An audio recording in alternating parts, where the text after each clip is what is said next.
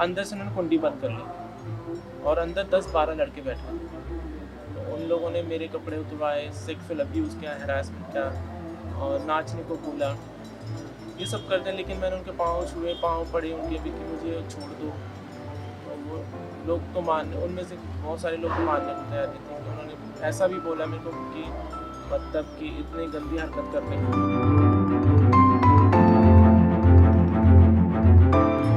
मेरे अंदर हिम्मत नहीं थी। मैं इतनी हिम्मत नहीं कर पाई मैं पुलिस के पास जाऊँ और क्या बोलूँ मेरे साथ इन्होंने रेप किया या मेरे साथ ये बदतमीजी की। शर्म भी आती थी अपने आप के बारे में बोलना कि मेरे साथ इन्होंने ऐसे किया। लड़कियां भी हालांकि इतने सारे रेप होते हैं, सभी रजिस्टर्ड थोड़ी होते हैं। बहुत सारे अपनी मान मर्यादाओं के कारण चुप हो जाते हैं। हाय गाइस, मेरे चैनल में आपका एक बार फिर से स्वागत है। जैसे हम बात करते हैं ट्रांसजेंडर, किन्नर या फिर हिजड़ात, जिसको हमेशा सोसाइटी ने गलत नजरिए से देखा है, तो आज हमारे साथ एक ऐसे ही ट्रांसजेंडर मौजूद हैं जिनसे हम स्पेशली मैं चाहती थी कि मैं बात करूं और जानूं उनसे कि उनकी लाइफ में ऐसी क्या स्ट्रगल रही, ताकि वो सोसाइटी को अपना फेस, अपना पॉइंट ऑफ व्यू लोगों को बता सके। क्योंकि हम लोग इतने चीप हो सकते हैं कि हम उनको बुली करते हैं, तंग करते हैं, परेशान करते हैं। तो मैं उनका नजरिया आपके आगे रखना चाहती हूँ। तो मेरे साथ है धनंजय। तो आइए उनसे बात करते हैं उनकी लाइफ के बारे में, कि उनकी जिंदगी की शुरुआत कहाँ से हुई और उन्हें कब लगा कि उनके अंदर एक औरत चाहिए। मेरा जन्म उत्तराखंड में हुआ, पौड़ी जनपद में। वहाँ पे एक छोटा सा कस्बा है, टाउन है, देवप्रयाग। वहाँ मेरा जन्म हुआ, लेकिन कुछ महीने बाद ही मैं चंडीगढ़ आ गई थी 1971 में। तो 1971 में जब मैं चंडीगढ़ आई तो क्योंकि मेरे फादर यहाँ जॉब करते थे पंजाब यूनिवर्सिटी में। तो वो मेरे मम्मी को और मुझे यहाँ लेके आए, तो तब से मैं चंडीगढ़ में रह रहा हूँ। जब मेरा जन्म हुआ तो मेरे परिवार में बहुत खुशियाँ थी कि एक लड़का पैदा हुआ है, लेकिन उनको नहीं पता कि उस लड़के की जो जो एक मेल का बॉडी है, वो एक्चुअली में मेल बॉडी नहीं है, वो फीमेल है। और उनको नहीं समझ आया, उन्होंने वैसे ही पालन पोषण किया जैसे एक लड़के की करते हैं। लेकिन 3 साल के बाद, करीबन 2.5-3 साल की जब मैं हुई, तो मुझे अंदर से अनुभूति होने लगी कि जो मैं हूँ, जो लोग मान रहे हैं मुझे, मैं वो नहीं हूँ। और मेरी मेरी जो सहज प्रवृत्ति है, मेरा शरीर का, मेरे ब्रेन का, वो मुझे औरत की तरफ लेके जा रहा। और ये कोई नर्चर नहीं था कि समाज के जो पीयर प्रेशर था या मेरे दोस्तों के कारण मैं लड़कियों में ज़्यादा रहने, इससे कुछ भी फर्क नहीं था कि मैं लड़कियों को देखा देखी अपने आप को बदल देता। नहीं तो अगर ऐसा होता तो एक चिड़ियाघर में काम करने वाला इंसान जो 40 साल जॉब करने के बाद जब रिटायर होता है, तो वो गुरिल्ला बन के तो नहीं निकलता है। तो किसी के साथ रहने से ना तो कोई ट्रांस बनता, ना कोई लेस्बियन बनती, ना गे बनता, ना ही हेट्रो बनता है। वो जैसा इंसान कुदरत ने उसको जैसा बनाया वो वैसे ही रहता है। सो बहुत सारी चीज़ें फिक्स हैं। जब हम इस दुनिया में आते हैं, आंखें खुलते हैं, आंखें बंद रहने तक मेरी अपनी आइडेंटिटी रहती है, लेकिन जैसे ही मेरी आंखें खुलती हैं किसी भी समाज में, किसी भी इंसान की, किसी भी जीव की, तो वो उसके आंखें खुलने के बाद जो उसकी पहचान, उसका धर्म, जात पात उसके गले में डाल दिया जाता, उसके पास कुछ भी नहीं रहता अपना। तो जो भी कंस्ट्रक्ट, ये सारा कुछ कंस्ट्रक्ट रहता मेरा। तो जब मैं 3 से 5 साल की एज में मैंने अपने आप को औरत के नज़दीक पाया, मुझे महसूस होता था कि मैं औरत हूँ। और मुझे धीरे धीरे वो रियलाइज होने लगा कि मैं शायद गलत शरीर में पैदा हूँ। तो 6-7 साल की उम्र में मैंने अपनी माँ को भी बताया इस बारे में कि मुझे लगता है मैं गलत शरीर में पैदा हो गई हूँ। तो मेरे माँ ने मेरे पिताजी से बात किया और पिताजी ने फिर आगे पंडितों से बात की और पंडितों ने फिर आगे ओझा का रेफरेंस दिए। तो मुझे वहाँ ले जाया गया। वहाँ पर मेरी झाड़ फूक हुई और पंडित ओझाओं ने बोला कि शायद इसके अंदर कोई गलत आत्मा आ गई, चुड़ैल आ गई है, भूत प्रेत आ गए हैं, वो हमें निकालना है। तो तभी ये ऐसा महसूस करें कि आदमी होकर, एक लड़का होकर ये औरत में, इसके अंदर औरत आ गई, आत्मा। तो उन्होंने मेरे शरीर को दागना शुरू किया, गरम चिमटा करके। मेरे शरीर में अभी भी निशान है उन सब को। लेकिन वो चीज़ें उनको वो रियलाइज, क्योंकि वो साइंटिफिक बेस नहीं था, एक अंधविश्वास था, लोगों ने सोचा कि ऐसा नहीं हो सकता है। तो वो वो औरत तो कहीं मरी नहीं, वो औरत वैसी की वैसी रही। हाँ, मैंने ये सरेंडर ज़रूर कर दिया कि मैं आगे से ऐसे नहीं करूँगा, लेकिन मेरे अंदर की औरत तो वैसी की वैसी रही। फिर उसके बाद साथ-साथ मेरा चाइल्ड अब्यूज़ शुरू हो गया। मेरी फैमिली ने सपोर्ट नहीं किया मेरा, ना ही समझने की कोशिश की। बचपन में ही मेरा जो अड़ोस-पड़ोस के लोग थे, उन्होंने लड़कों ने मेरा अब्यूज़ शुरू किया मेरे साथ, सेक्सुअल हरासमेंट। एक्चुअली हरासमेंट नहीं कह सकते, अब्यूज़ जैसे कोई उस टाइम पे क्या होता था कि मुझे जो मेरा पड़ोस में एक आदमी रहता था, वो मुझे अपने गोद में बिठा लेता था और गोद में बिठाने के बाद वो मुझे अपने शरीर के साथ रगड़ता। तो मुझे वो नहीं पता था कि क्यों कर रहा है ऐसा। शायद ऐसा लगता था प्यार कर रहा है। मेरे गालों को चूम रहा है, मेरे लिप्स को चूम, मुझे लगता है शायद अभी भी ऐसा ही होता है, बच्चों को सब लोग चूमते हैं। हमें नहीं पता वो अच्छा चूमना है या बुरा चूमना है, गुड टच है, बैड टच है, कुछ नहीं पता लगता। तो वो हमारे लोगों के साथ होता रहा। धीरे-धीरे वो बढ़ता गया, जैसे-जैसे उम्र आती गई, टीनेज में आए तो हमारी बॉडी भी चेंज होने लगी और बॉडी चेंज हुई लड़कों जैसी और अंदर की औरत और प्रखर रूप से बाहर आनी शुरू हुई। दोनों चीज़ का बैलेंस खराब हो गया। वो औरत मैच्योर होने लगी, मतलब साइकोलॉजिकल सेक्स और बायोलॉजिकल सेक्स दोनों मैच्योर होने लगे। तो मेरा जो साइकोलॉजिकल सेक्स था वो लड़की बन गई और मेरा बायोलॉजिकल जो बॉडी थी वो मेल बन गई। सो ये दोनों में मिसमैच हो गया। तो फिर आपने उसे बैलेंस कैसे किया? क्योंकि बैलेंस आपकी खुद की जंग होगी एक आदमी और एक औरत के बीच में कि एक्चुअल में आपका वजूद क्या है। बैलेंस नहीं बना पाई मैं, इतना मैं उस टाइम पे इतना कंफ्यूज हो गई कि एक तो सेक्स शरीर को लेकर पैदा हूँ, जेंडर मैं कौन हूँ, और तीसरी चीज़ आ गई सेक्सुअलिटी जो टीन एज में आ गई कि मैं किसकी तरफ अट्रैक्ट हूँ। जब अट्रैक्शन भी हो गया सेम, मतलब मेरी बॉडी के हिसाब से कि मैं एक लड़की की तरफ आकर्षित हो रही हूँ, तो ये क्यों हो रहा है ऐसा। जब ये सब चीज़ें मेरे दिमाग में आने लगी तो मैं बहुत ज़्यादा डिप्रेशन में चली गई, क्योंकि लड़कों ने मुझे एक्सेप्ट नहीं किया, एज ए फीमेल तो एक्सेप्ट नहीं किया। तो मुझे डिप्रेशन हुआ और मैं ऐसे स्टेज पे पहुंच गई जहाँ पर सुसाइड करने का चांस है। 2 बार मैंने अटैम्प्ट किया सुसाइड के, लेकिन बच गई। 9th-10th में आके मेरे मार्क्स भी बहुत कम हुए, पढ़ाई में पीछे हो गई जो, और 10th में बहुत मुश्किल से पास हुई।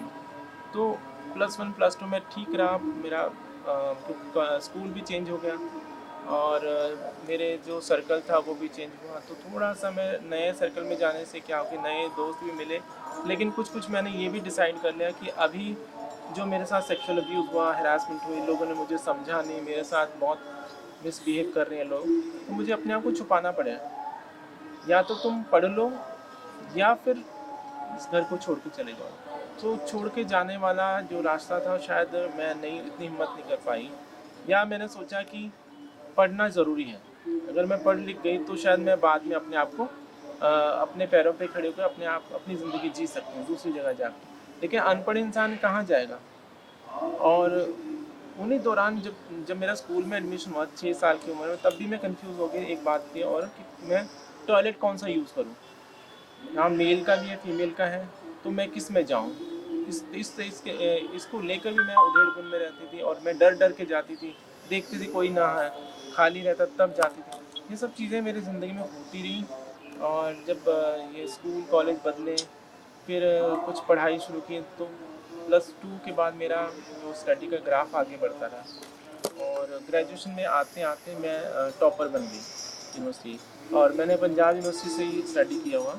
पंजाब यूनिवर्सिटी में मैं 93 में मैंने टॉप किया था। गवर्नमेंट कॉलेज सेक्टर 46 का है चंडीगढ़ में। वहाँ से मैंने अपनी स्टडी कंप्लीट की है और इसके अलावा सिर्फ स्टडी में नहीं, मैं डांस में, म्यूज़िक में, पेंटिंग में, सब जगह लैंग्वेजेस मैंने सीखी हैं, फ्रेंच भी, रशियन भी, ये सब करती रही और मैंने पढ़ाई को नहीं छोड़ा।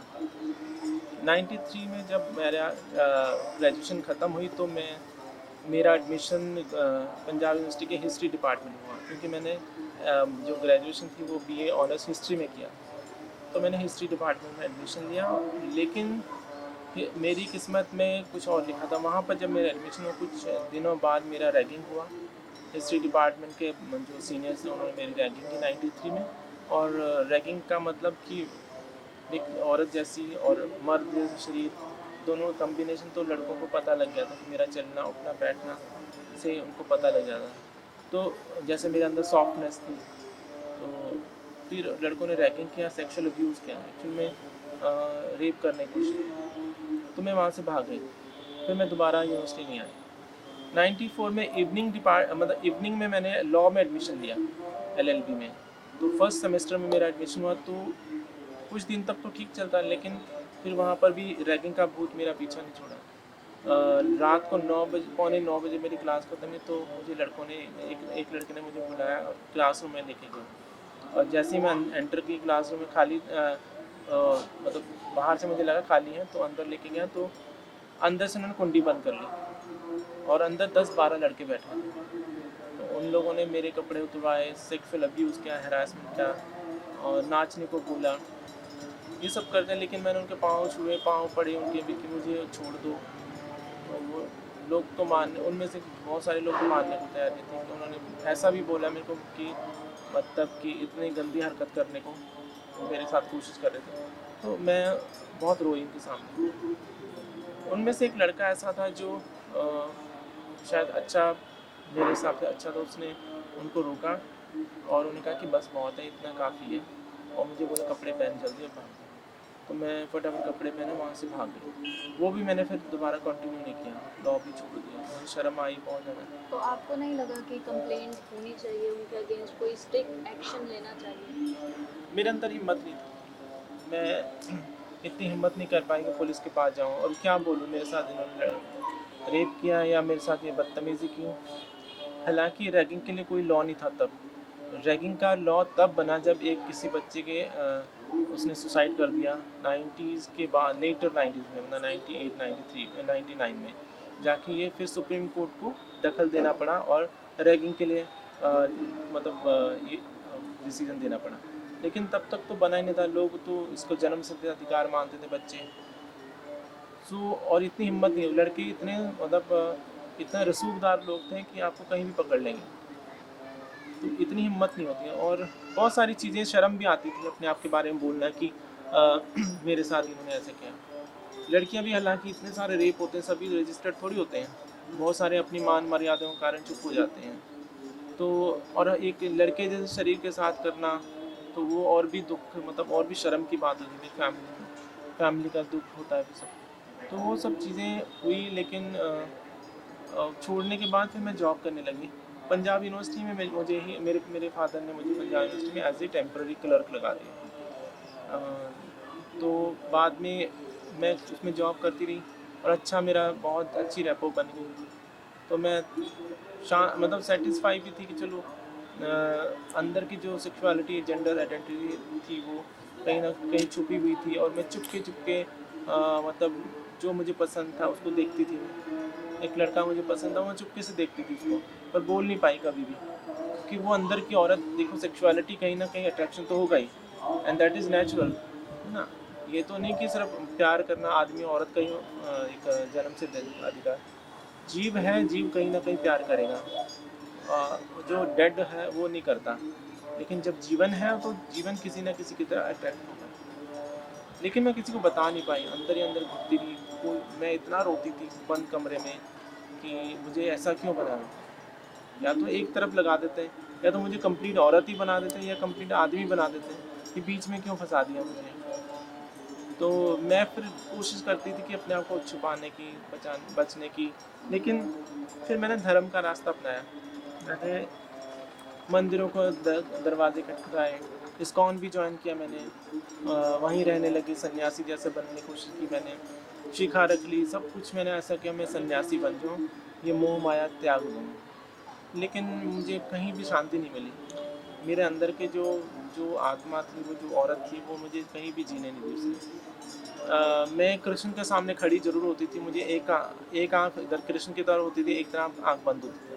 तो ऐसा लगता था कि यही, मतलब जो अंदर मेरे अंदर रूप था ना, अर्धनारीश्वरी वाला, वो दोनों रूप मेरे को, फिर मुझे लगता था कृष्ण भी तो किन्नर बने थे। जब उनकी तरफ देखती थी मैं, तो मुझे लगता था कृष्ण ने तो इतना अपना रूप सजाया, और इनको सजाने वाले लोग, मंदिर में जाती थी, मूर्ति को देखती थी, भगवान कृष्ण के लाली भी लगा रखी है, काजल भी लगा रखे हैं, कानों में बालियाँ भी पहनी हैं, पूरा श्रृंगार का पायल भी पहनी है, और 3 जगह से टेढ़े भी हैं, तो मैं सोचती थी कि फिर जब ये है ऐसे तो मैं क्यों नहीं हूँ, मेरे अंदर तो औरत है, मैं क्यों नहीं हो सकती। जो सजाने वाले भी हैं उनके मन में तो उसको औरत बना के रखते हैं। तो नहीं, मेरे को वहाँ पर मन नहीं लगा। मैंने बहुत कोशिश की धर्म में जाने के मंदिर मठों में रहने की, लेकिन मुझे लगा नहीं। फिर मैं वहाँ से निकली, जॉब करती थी, और 98 में एक हमारे यूनिवर्सिटी में पेपर लीक आउट हो गया था। तो हालांकि वो उसमें हमारा कोई कसूर नहीं था, ना ही हमने लीक आउट किया था। जिन्होंने लीक आउट किया था वो पकड़े नहीं गए कभी, ना ही वो ट्रेस आउट हुआ, लेकिन हम लोगों को गलती फंसा दी उसमें, क्योंकि 2 साल तक 98 से लेकर 2000 तक वो केस सॉल्व नहीं हुआ। सीबीआई के पास केस था, तो सीबीआई फ्रस्ट्रेशन में आ गई, 2 साल से केस सॉल्व नहीं हो रहा, तो उन्होंने फिर धरपकड़ शुरू की, और जो गलत मतलब जिनका कोई लेना देना नहीं था उन लोगों को पकड़ा, और उनमें से मेरा भी नंबर आया, क्योंकि मैं उसी ब्रांच में थी। मतलब उस ब्रांच में नहीं थी जहाँ पेपर लीक आउट, लेकिन कहीं ना कहीं उसका कनेक्शन था कि मैं सिर्फ इतना करती थी, वो खाली मटेरियल भेजती थी पेपर सेटर के पास, जिसमें ब्लैंक पेपर होते थे, जिसमें उसको लिखना होता था, बस इतना काम था मेरा। तो मुझे जब बुलाया गया तो सीबीआई को कुछ महीनों में पता लगा कि इसके अंदर कुछ गड़बड़ है। मतलब उनको लगा कि ये समथिंग रॉन्ग, एंड ये फेमिनाइन ज़्यादा है ना। तो जब वो मारते थे तो अंदर की औरत वैसे चिल्लाती थी अंदर के अंदर से औरत ऐसे मेरे को बचने की कोशिश, और जब वो एक्शन या का रिएक्शन होता था तो औरत बचाती थी अपने को। तो उनको लगता था कि क्या चीज़ है ये, हंसते थे हम, और मुझे रोना आता था, ये वो लोग हंसते थे।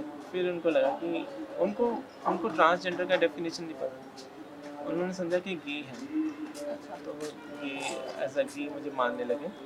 तो मैंने कहा, उन्होंने कहा कि तुम गे हो। मैंने कहा ये क्या होता है, मैंने पहले कभी सुना नहीं था।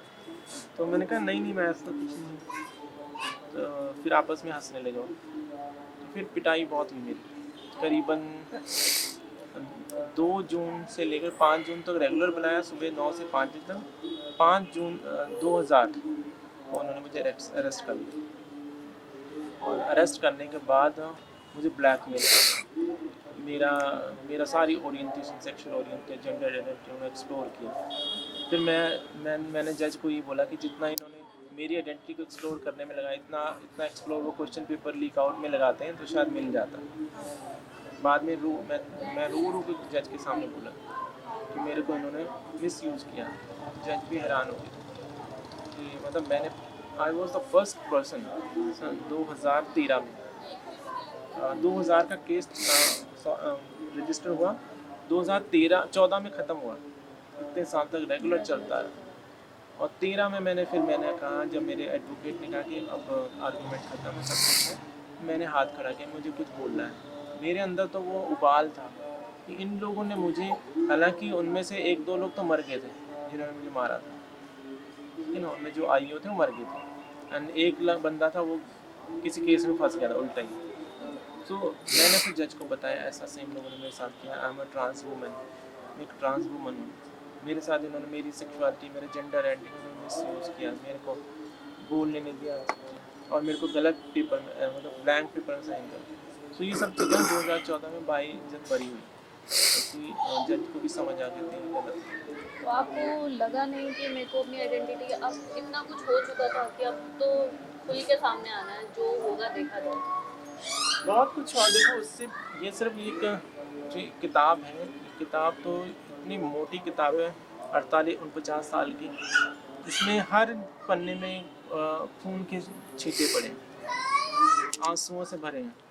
तो वो एक एक पन्ने को बताना कुछ घंटे में तो बहुत मुश्किल है उसको दुनिया के सामने, लेकिन वो जो आंसुओं वाली ज़िंदगी है, वो शायद वो इतने आंसू गिरे हैं उस धरती पे, वो उपजाऊ बन गई, आज उसके अंदर हरियाली है, खुशियाँ हैं, प्रॉस्पेरिटी है।